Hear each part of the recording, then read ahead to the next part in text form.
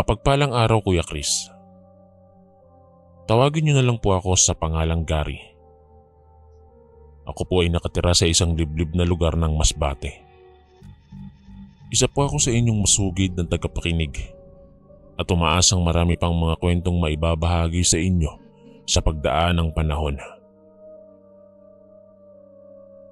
Hindi ko po ipagkakailang maraming nagkalat na kwentong kababalaghan dito sa aming lugar. Sari-saring karanasan ng mga tao tungkol sa aswang, maligno, mga multo at iba't ibang klaseng elemento. Alam kong halos lahat ng mga tao ngayon ay hindi na nagpapaniwala sa mga kababalaghan. Pero para sa akin, alam kong naglipa na pa din sila sa panahon ngayon. Ang mga bagay kagaya na lang ng anting-anting at mutya ay kasalukuyan pang ginagamit ng mga tao. Pero hindi na nga lang ito pinapakita dahil dito sa amin, mahigpit nang ipinagbabawal ng pari ang paggamit ng iba't ibang klaseng medalyon at bertud na nagpapabawas di umano sa paniniwala ng mga tao sa tunay na Panginoon. Para sa akin, ang mga anting-anting ay pwede naman nating pangalagaan kasabay ng pagdarasal sa Diyos. Ang paniniwala ay nakadepende na din naman sa taong may dala ng nasabing proteksyon. Bali nagtatrabaho ako sa bukid bilang isang manggagapas.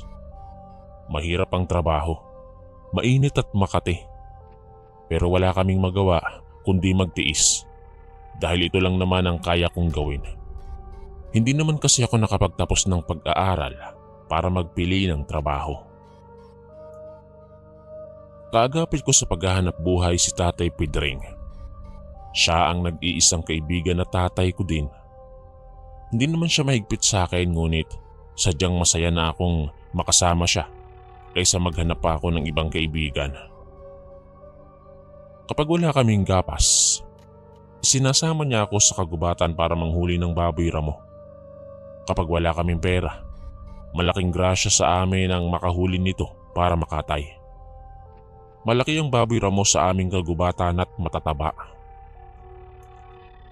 Ako ang tagahabol, tapos si tatay naman ang sasakmal kapag natusok na namin siya ng dala naming sibat. Kapag nagtagumpay kami, kaagad namin itong pinagsasaluhan ng pamilya. Minsan sa paghahanap namin ng baboy ramo, nakalimutan ko ang bilin ni tatay na wag lalayo sa kanya. Alam kong masama ang sumuway sa utos ng mga magulang pero hindi ko maiwasang magtaka nang mapagtantong tila ba hindi lang kami ang tao ng mga oras na iyon sa kagubatan. May naririnig akong malamyos na boses ng babae na kumakanta. Dahil nahumaling ako sa kanyang himig, naisip kong sundan nito hanggang sa matuntun ko siya sa may sapa. Nakatalikod mula sa akin ang babae. Nakakulay asul na bestida. Mahaba ang buhok at maputla. Pero pamatay sa ganda ang kanyang muka. Tila ba'y siya'y diwatang umalis sa kanilang mundo at piniling magpakita sa akin para kaibiganin siya. Tinawag ko ang babae. Nakaagad namang lumingon nang makita ako. Nagbago ang ekspresyon ng kanyang muka. Mula sa pagiging kalmado nito ay dahan-dahan itong bumagsik at mukhang hindi niya nagustuhan ang ginawa kong pagputol sa hinihimig niyang awitin. Gayunpaman ay pinili kong maging casual at nginitian siya. Gumanti ng ngiti ang babae, Kuya Chris. Nagkausap kaming dalawa. Ana ang pangalan niya. Napaigdad ako nang marinig ang malakas na boses ng aking ama. Pinagalitan ako ng aking tatay dahil basta na lang akong nawala sa tabi niya. Hindi raw niya gusto ang ginawa kong pagsuway, kaya itinuro ko sa kanya si Ana at magpapaliwanag sanang kausap ko ang babae, ngunit nagulat ako nang mapagtantong wala na ito. Ni hindi ko man lang nalaman kung saan siya nagpunta at higit sa lahat, hindi ko napansing umalis pala siya. Umiling ako at idinahilan kay tatay na may kausap kasi akong babae. Ngunit mariin niyang sinabi na hindi ko dapat ginawa yon. Alam ko naman doon na maraming kababalaghan sa kagubatan at anong malay namin kung ang nakausap ko pala ay isang engkanto. Hindi ko maintindihan itong aking sarili simula nang makita ko siya. Palagi na lang laman ng aking panaginip ang babae. Dinadalaw niya ako sa aking pagtulog at sinasabing gusto niya ako. Hindi ako nakatiis at mag-isang nagtungo sa kagubatan isang araw para makita si Ana. Bigla akong nakaramdam ng pangungulila para sa kanya. Tila ba simula ng una kaming magkita ay naging parte na siya ng aking pagkatao. Tinaluntun ko ang madawag na kakahuyan para puntahan ang babae. Gusto ko siyang makausap muli. Hindi naman ako nagkamali at pagdating ko sa sapa ay nakita ko siyang muli. Niyakap ko siya ng mahigpit na para bang matagal na kaming magkakilala. Ipinaliwanag ko sa kanya na masyadong mahigpit si tatay, kaya kinailangan ko pang tumakas para makipagkita sa kanya. Simula noon, madalas na kaming magtago sa batis, Kuya Chris. Hindi ko alam kung bakit sobra-sobra ang paghangang nararamdaman ko para sa kanya. Ipinagtapat ko kung gaano ko siya kagusto. Natuwa si Ana, ngunit sinabi niyang hindi kami pwedeng magkagustuhan. Hindi raw siya normal na tao. Hindi siya natakot magtapat sa akin na siya ay isang anak ng aswang. Ako man ay hindi siya hinusgahan.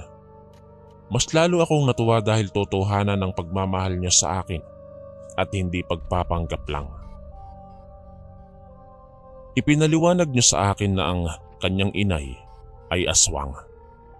Dati raw silang nagmula sa pamilya ng mga albularyo. Nakalakhan na niya ang pangangalap ng kanyang inay ng iba't ibang klaseng herbal na gagamitin kung sakali mang may magpagamot sa kanya. Ngunit habang tumatagal, nagbabago daw ang ugali ng nanay niya. Tila ba naghahanap pa ito ng mas matindi pa sa ginagawa nito. Nang mapagawi nga ito sa kagubatan, ay 2 araw daw itong hindi nagpakita sa kanila. Nang makauwi ang ginang, ay may dala na itong isang makapal na libro at nanlalalim ang gilid ng mga mata. Ilang araw ulit itong nagkulong sa kwarto hanggang sa mapansin na ni Ana na nagsasagawa ng kakaibang ritual ang kanyang ina. Huli na nang malaman niyang nakatagpo ng ibang klase ng agimat ang kanyang ina at ito ang ginagamit para magsagawa ng isang bagay na hindi niya akalaing magpapabago sa buhay nila. Ang itim na libro ay tungkol sa buhay at kamatayan ng isang kilalang mangkukulam noong araw. Kalakip ng mga nakaipit na pahina ang iilang orasyon kung paano makontrol ang mga hayop sa kapaligiran. Naisip ng kanyang ina ang gumawa ng orasyon sa isang botelya at mag-usal ng ritual para subukan kung epektibo ba ang kapangyarihang nakopya nito mula sa libro. Ilang beses niyang sinaway ang kanyang ina, ngunit hindi ito nakinig sa kanya. Nagulat na lang siya ng isang araw, maging kakaiba ang kilos ng kanyang ina. Naging tahimik ito at mas gustong manatili sa dilim kaysa sa makipag-usap sa kanya. Huli na nang malaman niyang hindi kinaya ng kanyang ina ang mga nababasang ritual na sa halip siya ang kumontrol, ay sinakop ng kaalaman ng libro ang utak ng kanyang ina. Mas minahal nito ang pag-iisa sa kadiliman habang umuusal ng mga ritual na banyaga sa pandinig ni Ana. Minsan, hindi siya nakatiis at sinundan ng ina saan man ito magpunta. Nadiskubre niyang sa sapa ito naglalagi at may kinakausap na labis niyang ikinahindik. May kaibigang buwaya ang kanyang ina. Takot na binalak niyang layuan ito, ngunit nagalit ang kanyang ina. Wala raw karapatan si Ana na sumuway sa utos ng malupit na ginang. Minsan na inuutusan siyang maglagi sa sapa at mangakit ng lalaki. Labag man sa kalooban ni Ana, wala siyang magawa kundi ang sundin ang iniuutos nito. Napilitan siyang magpakita ng balat at mangakit ng lalaking aayain niyang maligo. Kapag kumagat ito sa kanyang pain, dahan-dahan siyang aangat at aalis sa tubig para hayaang maglunoy ang lalaki. Maya-maya pa, lalabas ang kaibigang buhaya ng kanyang ina at aatakihin ang lalaki para patayin at hilahin sa kalaliman kung saan may butas na daanang nagdudugtong sa likurang bakuran ng bahay nila. Nung una ay hindi niya alam kung bakit ito ginagawa ng kanyang ina. Ngunit kalaunan, napagtanto niyang iba pala ang plano nito. Mas higit na nakadidiri at nakakasuka. Dali-daling inabangan nila ang buwayang may dala ng biktima nilang lalaki. Nagulat si Ana dahil hindi naman pala ito patay. Sinadya lang dalhin ang buwaya sa kanilang bakuran na tila ba naiintindihan nito ang sinasabi ng kanyang inay. Maya-maya lang, inutusan siyang tulungan ang ginang na hilahin ng nagmamakaawang lalaki papasok sa bahay nila. Gustuhin mang maawa ni Ana, wala siyang magawa. Tanging tahimik na pag-iyak lamang ang maihahandog niya sa lalaki. Hindi na ito nakapiyok pa nang basta na lang iniangat ng kanyang inay ang matalim nitong itak at walang awang tinaga ang lalaki. Nagpumiglas pa ito habang tila gripong sumirit ang dugo. Maya-maya lang, nagulat siya dahil tila uhaw na biyaherong ininom ng kanyang ina ang malapot na pulang likido. Sinubukang sawayin ni Ana ang kanyang ina, ngunit umangil lamang ito at mabangis na umatungal sa harapan niya. Tuluyan na lamang siyang napasigaw nang makitang binutas ng kanyang ina ang dibdib ng kanilang biktima. Hindi siya nakapagsalita nang makitang hinugot ng ginang ang sariwang lamang loob ng kawawang nagkikikisay na lalaki at nilantakan ito na parabang sanay nang gawin ito ng kanyang ina. Napatili si Ana ngunit wala siyang nagawa nang makitang mas lalong naging mabangis ang matanda at sinakal siya. Ipinagpilitan nitong siya ang magiging tagapagmana ng nakuha nitong agimat, kaya kailangang sundin niya ang lahat ng patakaran upang maging makapangyarihang aswang pagdating ng panahon. Para bitawan siya ng ina, ay nagmakaawa siya at sinabing gagawin ang lahat ng nais nito.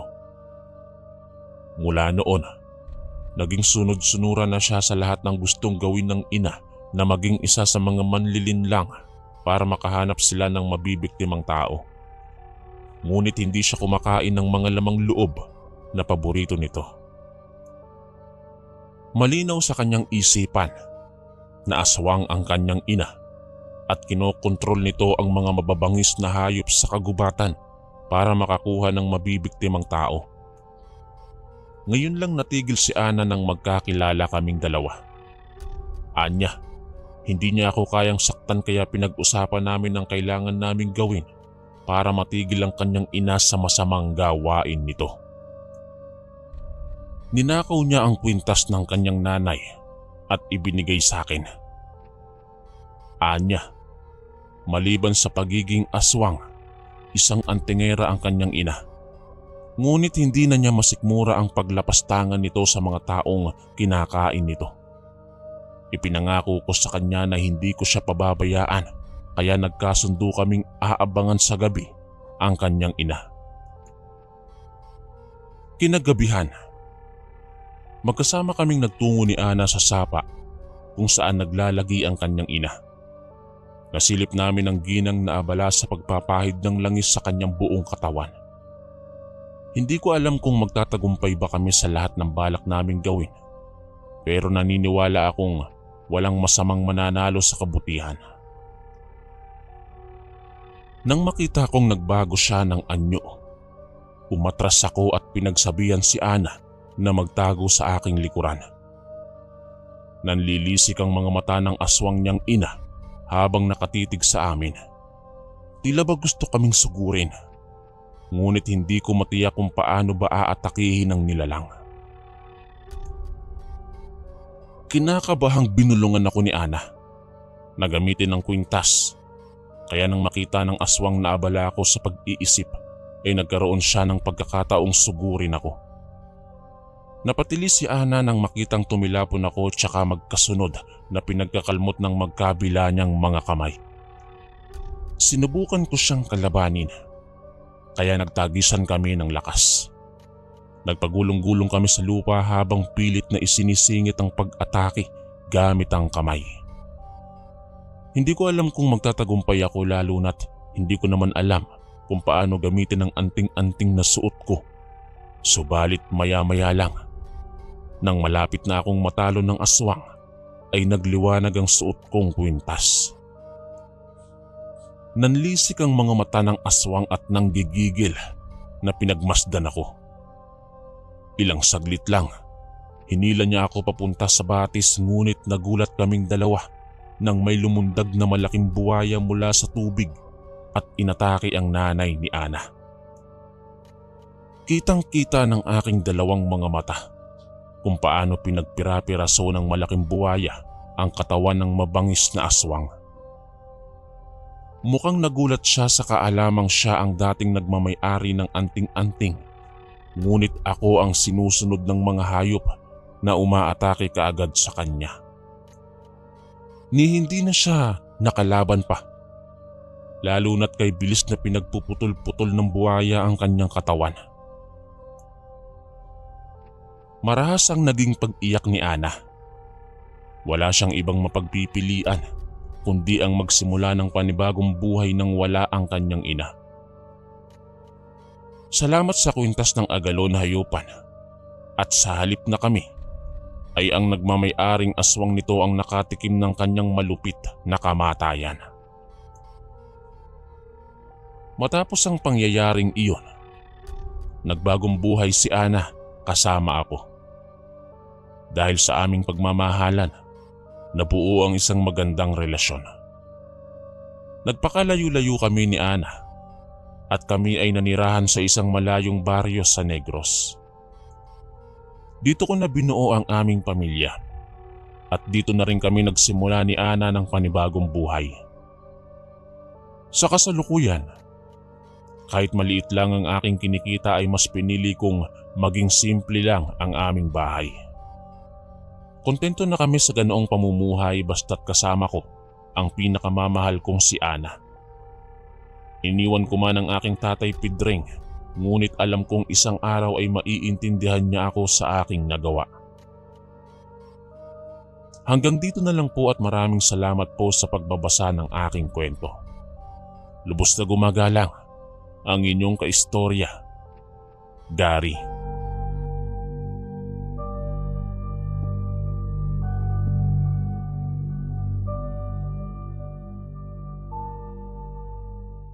Mapagpalang araw, Kuya Chris. Tawagin niyo na lang po ako sa pangalang Jeb. 22 anyos at isang waiter. Bali 3 taon na po akong nagtatrabaho sa isang restaurant na hindi ko na lang po babanggitin ng eksaktong address. Medyo maselan po kasi ang naging karanasan ko na nakakatakot na po talagang ibahagi sa iba. Ang kwentong ito ay tungkol kasi sa isang kasalang minsan ko nang napagsilbihan bilang waiter na din. Ang may-ari ng pinagtatrabahuhan ko ay umaalok din ng catering services sa masusukal na probinsya. Mura lang at masasarap ang aming isinisilbing pagkain dito.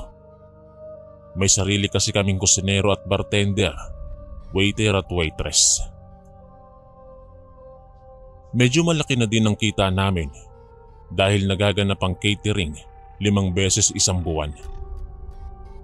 Nitong huli ay tinawagan kami ng aming amo.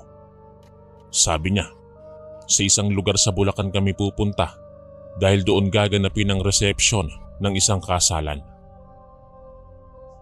Sabik na nag-usap kami ng mga pagkaing lulutuin dahil paniguradong bibigyan na naman kami ng malaking tip ng aming magiging customer. Nagulat lang ako nang sabihin ni Ma'am Jane na wag daw naming isasama si Mang Rod na siyang kusinero namin. Ang sabi ni Ma'am Jane, may ibang event na dadaluhan si Mang Rod at na-request daw kasi ng customer niya na may sarili silang kusinerong gustong paglutuin. Hindi na ako umangal kahit labis kaming naninibago noon. Nasanay kasi kaming palaging magkasama dahil iisang grupo kami. Ngayon lang inihiwalay si Mang Rod. Pero ayos lang naman sa kanya kasi binyag naman ang pupuntahan niya. Bumiyahe nga kami sa Bulacan araw ng Huwebes. Alam kong isang magandang araw ito para sa amin.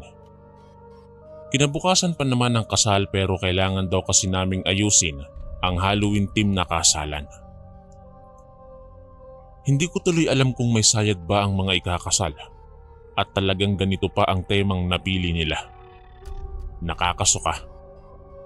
Ang mas nakagigimbal pa, pati mga bisita nila ay nakapang Halloween costume din kaya ayaw ko na yatang tumuloy.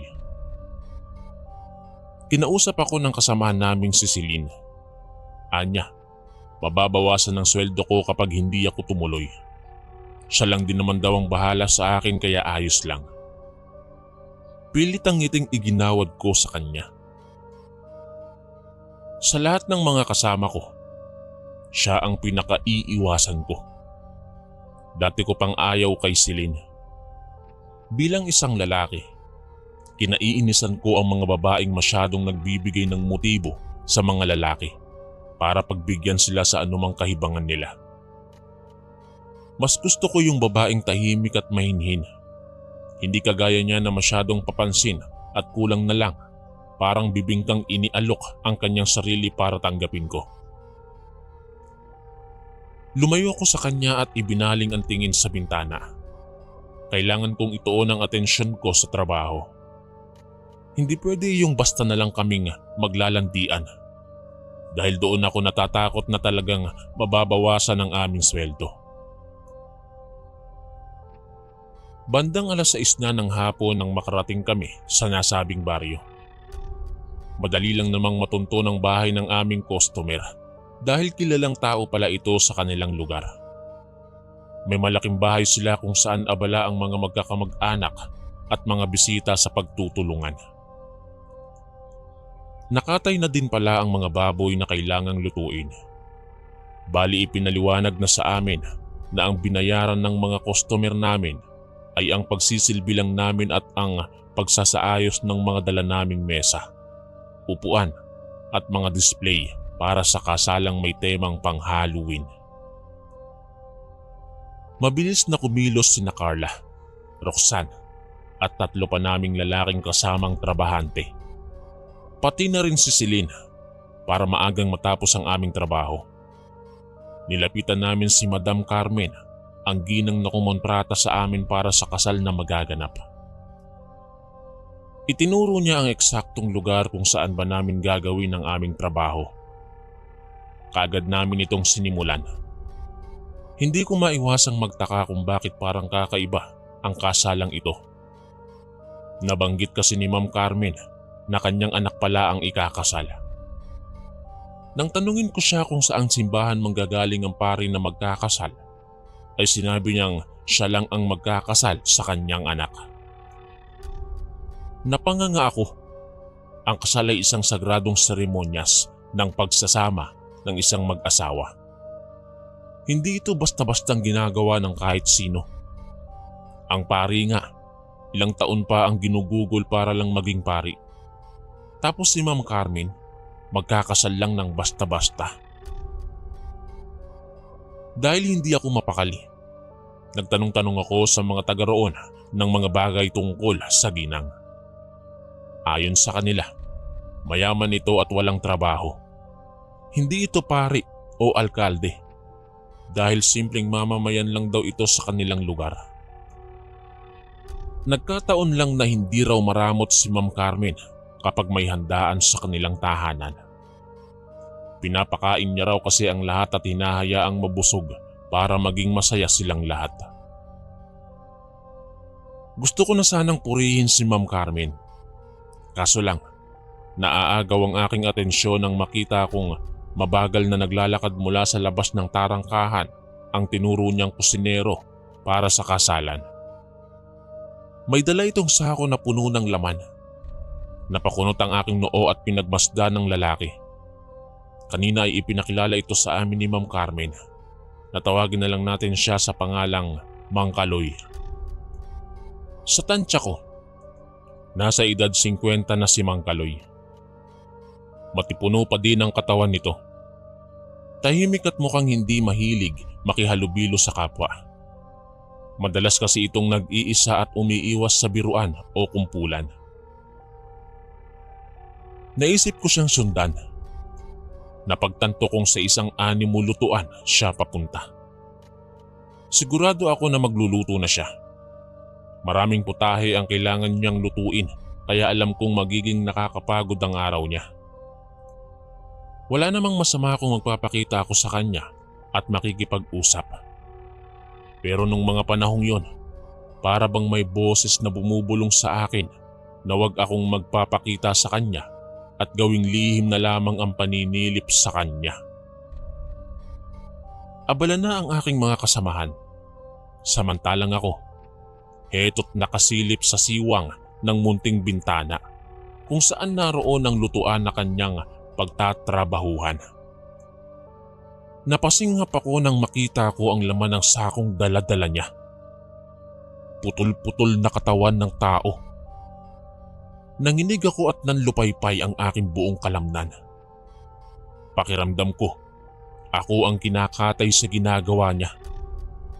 Nakita ko kasi nang suriin niyang ulit ang mga putol-putol na laman at muling tinadtad. Hindi ako nakatiis nang biglang kumulo ang aking tiyan. Sa sobrang pandidiri ko, ay hindi ko na mapigilang magsuka. Sa sobrang sama ng aking pakiramdam, tingin ko ay babaligtad pati ang aking lalamunan. Napansin yata ni Mang Kaloy na may nagmamatsyag sa kanya dahil bigla itong natigil sa pagtatrabaho sa loob ng kusina. Dahil sa takot, dali-dali akong tumakbo palayo, umaasang hindi ako mahuhuli ni Mang Kaloy. Mukhang nagkamali si Ma'am Jane sa pakikipagkontrata kina Ma'am Carmen. Dahil hindi naman tao ang mga ikakasal, kundi isang aswang.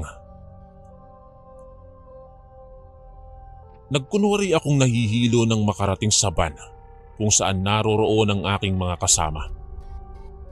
Walang babalang hinila ko si Selena siyang alam kong unang maniniwala sa akin.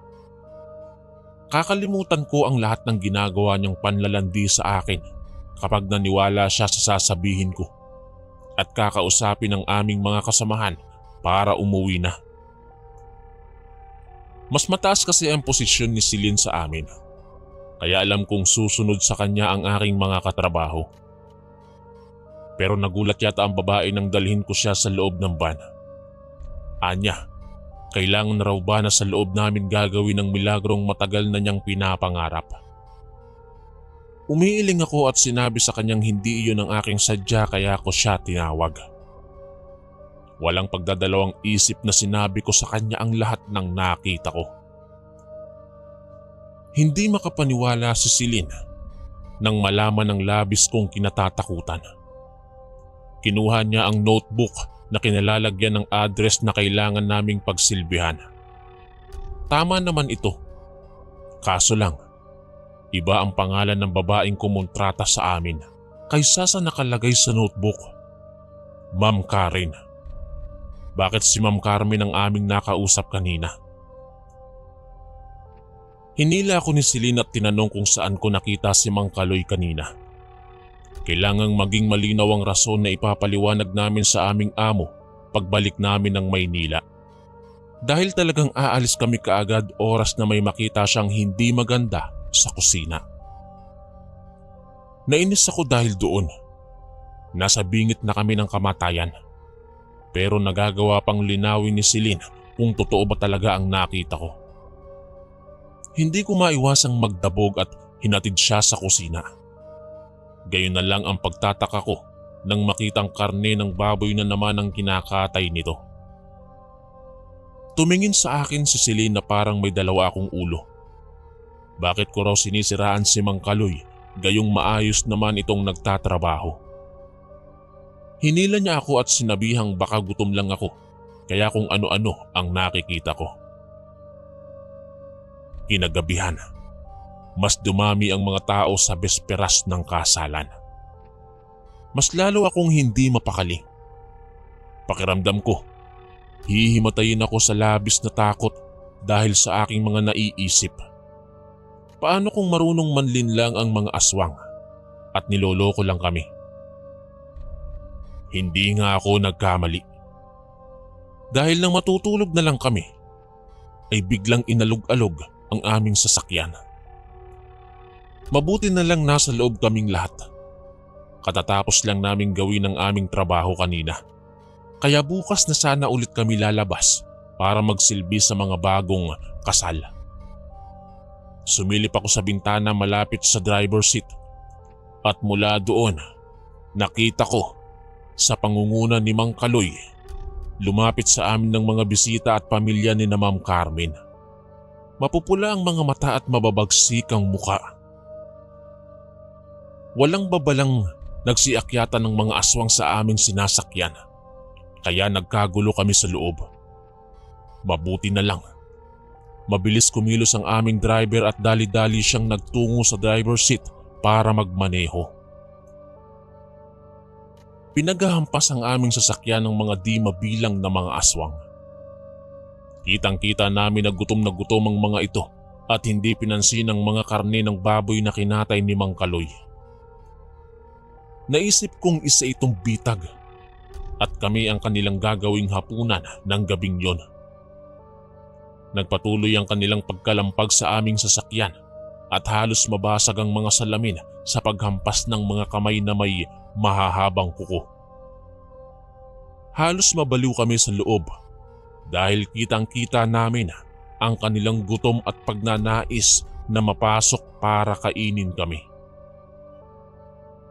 Sa kabutihang palad, nag-start kaagad ang sasakyan at mabilis na pinaharurot ng aming driver palabas ng baryong iyon.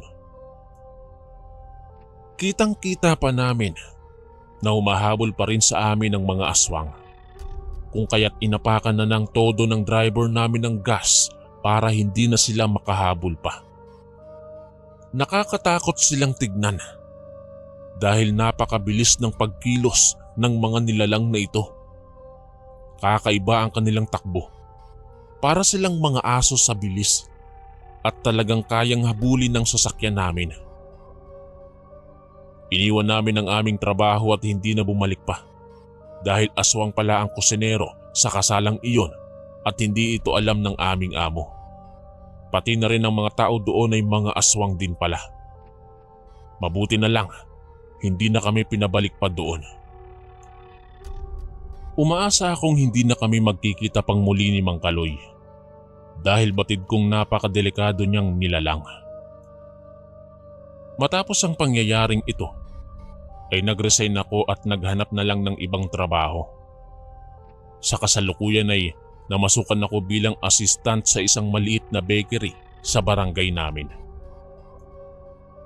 Magpahanggang sa ngayon ay hindi pa rin maalis-alis sa aking isipan ang pangyayaring yon. Isang bitag talaga ang pagkakatanggap ng aming amo sa isang okasyon na inakala niyang isang ordinaryong kasalan lamang. Isang pangyayari ang hindi ko malilimutan dahil nagpanggap ang isang aswang bilang isang kusinero para makapambiktima sa isang pekeng kasalan.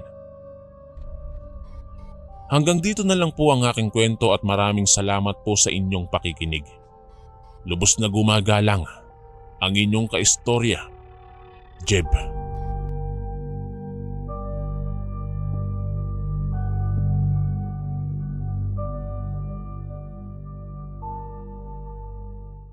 Magandang umaga, Kuya Chris. Tawagin niyo na lang po ako sa pangalang Gino. Ako po ay 25 anyos at hindi nakapagtapos ng pag-aaral. Sa madaling salita, isa po akong tambay. Gusto ko pong ibahagi itong kwentong kababalaghan na naranasan ko na kailan lang nangyari.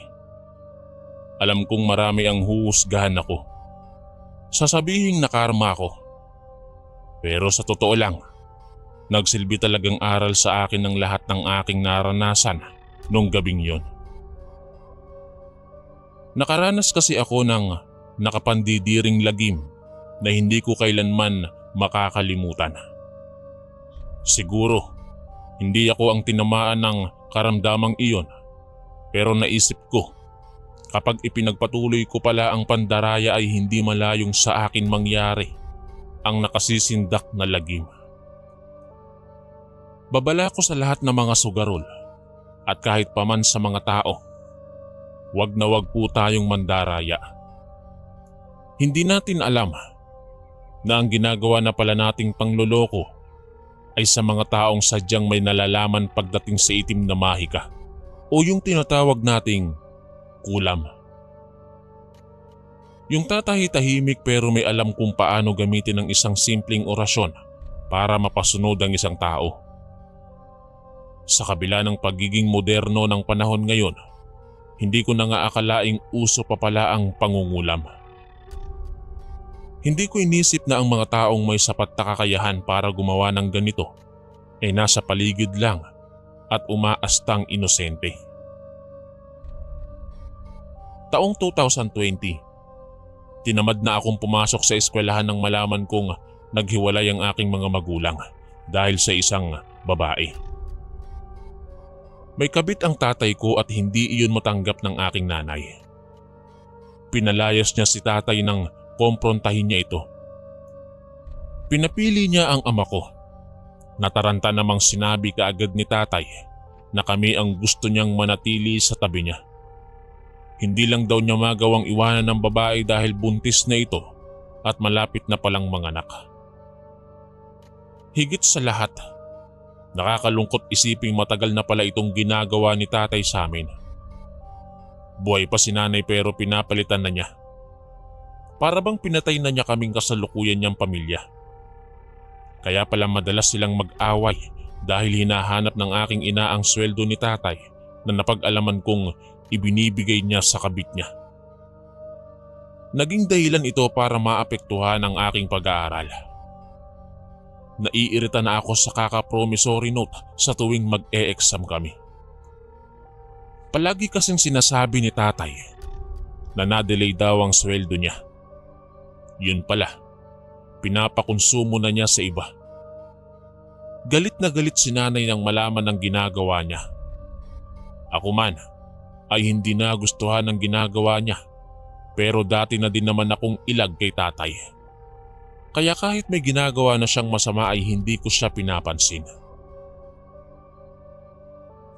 Bata pa lang naman ako noon at malayo na talaga ang loob ko sa kanya. Hindi ko naiintindihan kung bakit pa sila nag-asawa kung ganyang mangloloko lang din naman pala sila. Si nanay ay halos sirain ang sarili dahil sa lungkot. Pero kaagad naman siyang kumakalma pag sinasabi ko sa kanyang pagtatawanan siya ng kabit ni tatay kapag hinayaan niyang makita siya ng mga ito na nagmumukhang miserable. Nakapagdesisyon akong wag nang magpatuloy sa pag-aaral. Wala din namang silbi. Kahit magpabida pa ako sa aking mga magulang, ay alam kong isang malaking pagkakamali ang tingin nila sa akin. Madalas nang umaalis si nanay mula nang palayasin niya si tatay sa bahay. Sa tingin ko, may iba na naman itong lalaking pinagkakaabalahan.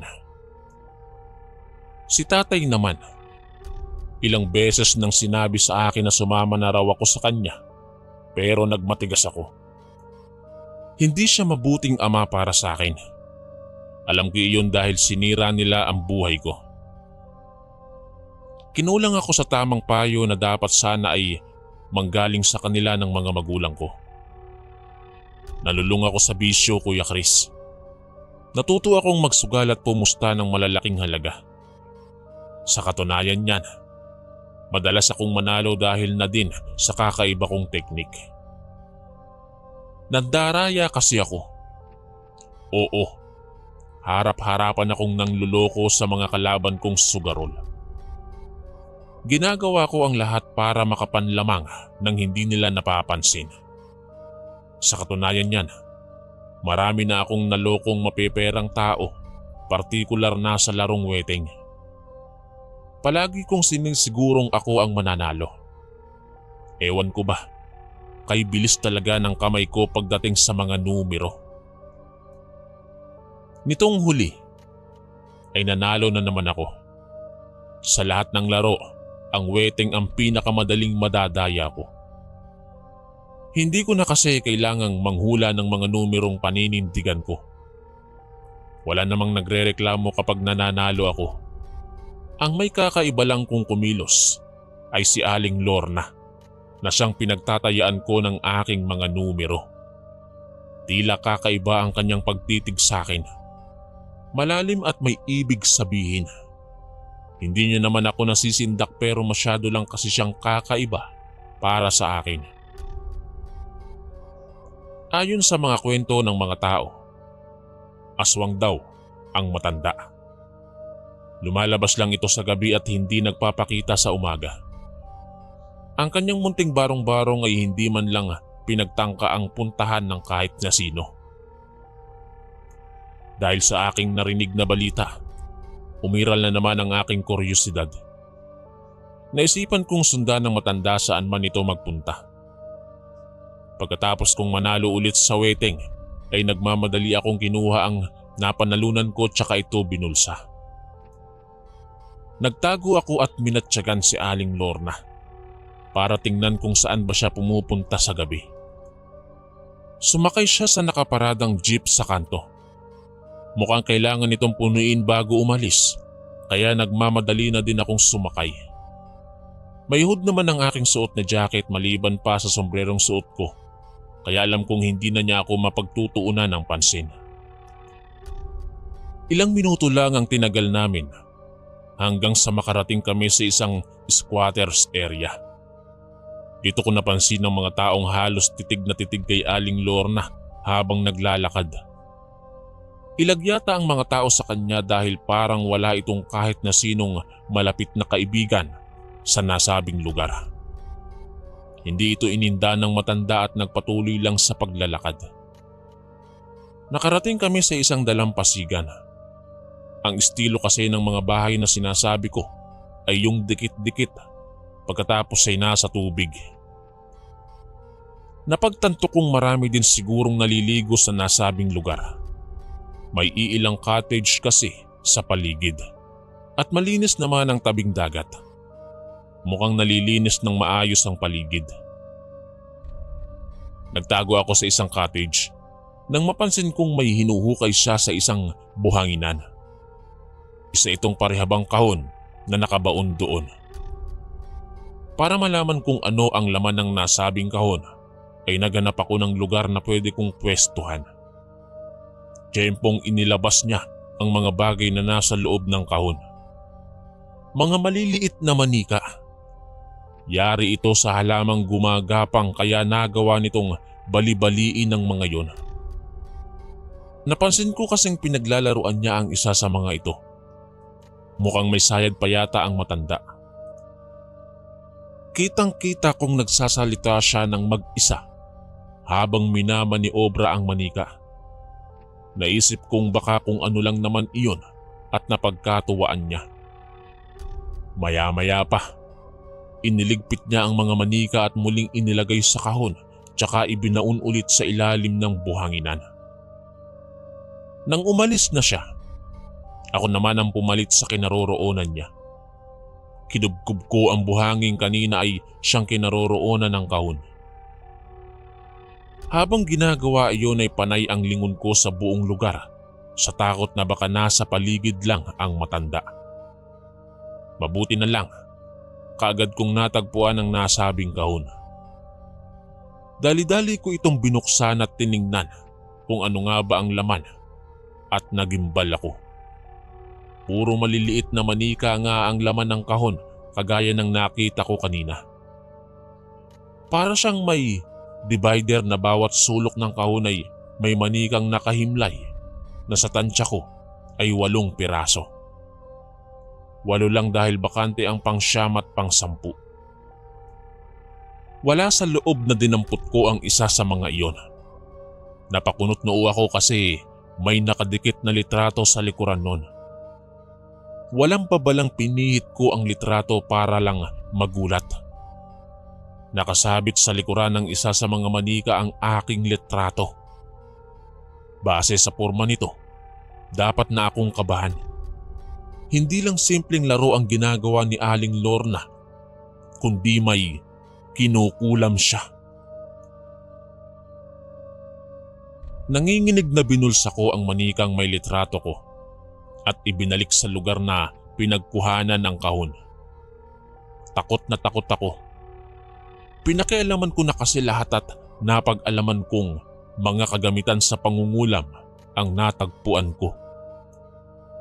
Dali-dali akong umuwi sa bahay at hindi nagsasalitang pumanhik sa aking kwarto.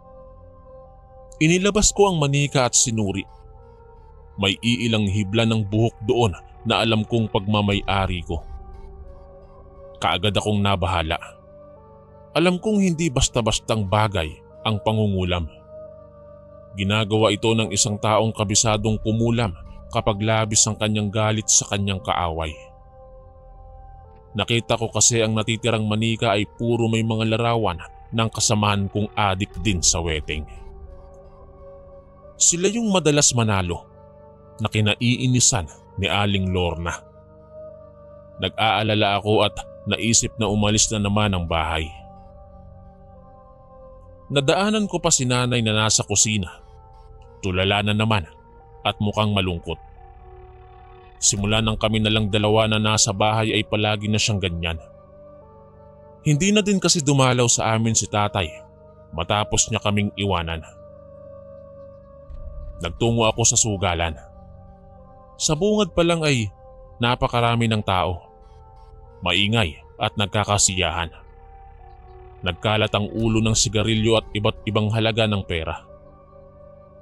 Bawat mesa at maging sa sulok ay may mga tao, kaya naman napailing ako. Kung tama ang hinala ko, pabalik dito kanina si Aling Lorna para maglaro ng wedding.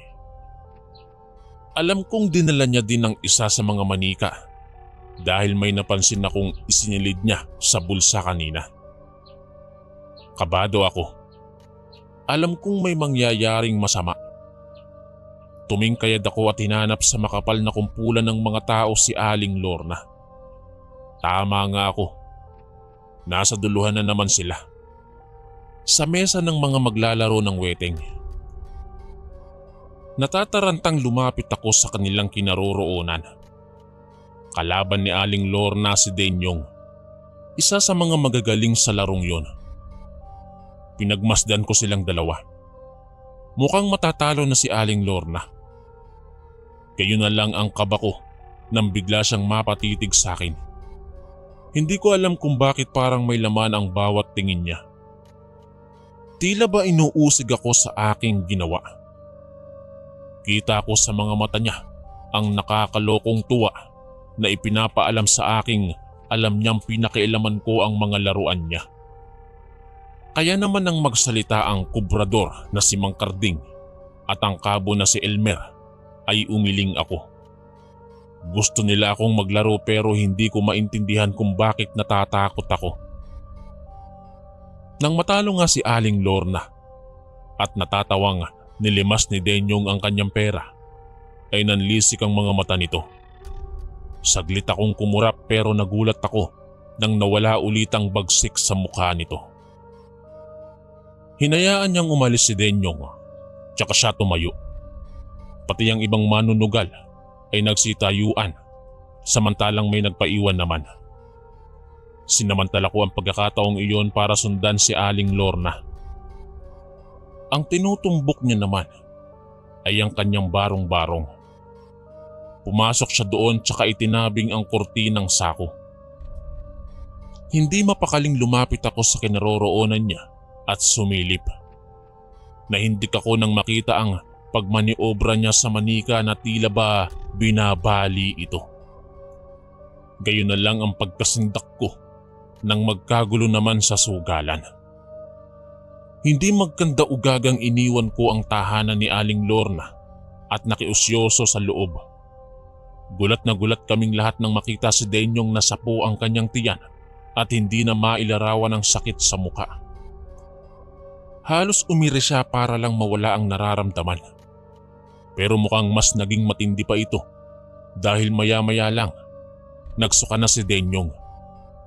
Nagsigawan ng mga tao nang makita kung paano umangat ang kanyang mga paa at basta na lang nabali na parang sanga. Gimbal na napatingin ako sa kawawang mukha ni Denyong.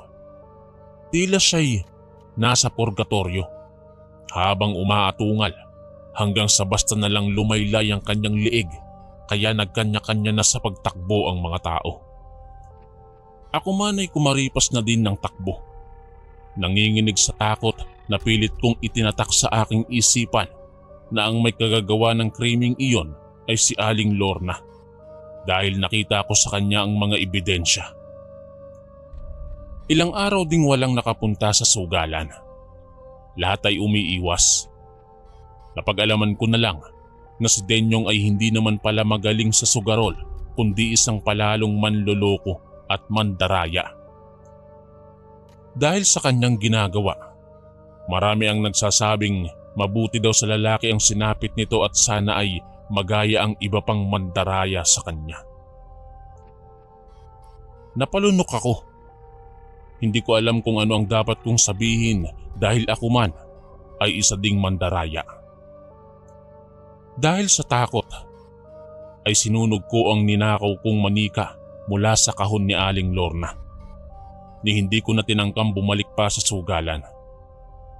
Nung araw na may nangyari kay Denyong ay hindi ko na ginusto pang bumalik sa paglalaro ng weteng. Nagsimula akong magbagong buhay sa pamamagitan ng pagtatrabaho. Hindi na din talaga ako bumalik sa pag-aaral pero nang makita ni nanay ang aking pagsisikap ay natauhan siya at ipinangako sa akin na magsisimula kaming muli. Nagkapatawaran kami ng aking mga magulang. Itong sumunod na taon, labis ang tuwa ko nang abutan kami ni tatay ng malaking halaga para gawing puhunan sa pagnenegosyo ni nanay. Naging katuwang niya ako sa pagsisikap at sinigurado naming hindi na ako muli pang mandaraya kahit saang bagay, sa hanap buhay man o sa sugal. Hanggang dito na lang po ang aking kwento. At maraming salamat po sa lahat ng mga nakinig. Ako po si Gino, ang inyong kaistorya. Maraming salamat po mga kaistorya sa pakikinig. At kita-kits po ulit bukas para sa isa na namang nakakatakot na kwento. Ito po si Kuya Chris, ang inyong kaistorya. God bless po at ingat po lagi.